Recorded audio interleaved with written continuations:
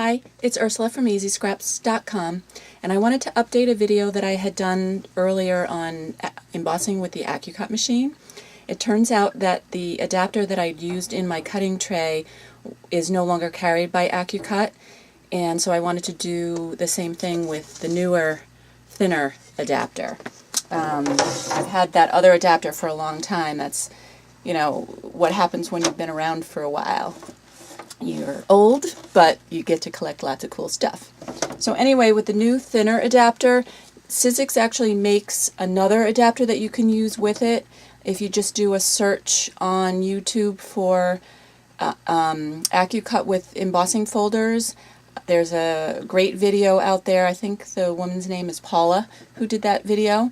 And but I don't have that Sizzix adapter yet, so I'm using the cutting pads that Accucut sells. And if you have this machine, I'm sure you have these cutting pads. There's plastic ones, and then there's these purple, a little bit more flexible cutting pads. So to do the embossing, you're going to take the new adapter, put that in the tray, then you're going to take 5 cutting pads, then you're going to take your embossing shape.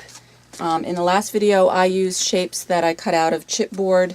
Today I just have shapes that I cut out of plain old white cardstock. I've stacked 3 of them on top of each other, and I'm going to use those.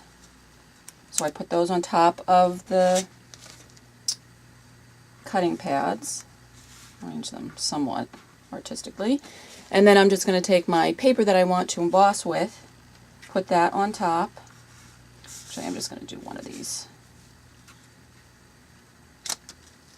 And then your polymer pad, I don't know if you can see, I've actually cut pieces out of it because I was making rubber stamps. I'll do another video on that. And you can place that on top of the paper. And then finally, another cutting pad. So you're going to need 6 cutting pads in total, 5 underneath, and then 1 on top of the polymer pad. You're going to roll the whole thing through.